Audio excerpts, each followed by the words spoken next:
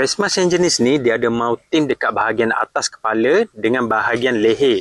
Jadi bila korang nak guna untuk pakai lama, yang ni dia selesa sebab dia support atas dan bawah. Yang ni face mask yang korang boleh guna bila buat kerja handle debu. Dia boleh tapis partikel yang halus. Sesuai guna bila potong kayu dan bila buat kerja dekat tempat yang debu. Bahagian mounting dia ni, bahagian sini dia pakai getah lembut tau. Jadi dia grip cantik dekat muka korang. Dia boleh lekat dengan cantik dengan bentuk muka korang. Getah dia ni pula jenis nipis dan lembut. Jadi sesuai untuk korang pakai lama. Dia tak rasa beban sangat. Dia punya mounting ni dekat bahagian atas satu dengan bahagian leher. Getah dia ni pula yang jenis stretchable. Kalau korang rasa longgar, korang boleh adjust tarik dia punya getah ni bagi ngam dengan saiz muka korang. Sesuai untuk pakai untuk saiz muka kecil dan saiz muka besar. Dan dia punya lock ni mudah, dia pakai klip macam ni. Bila dah lock, dia dah susah untuk buka.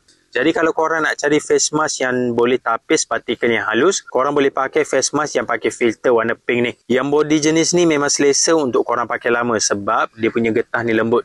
Korang boleh check dekat link video.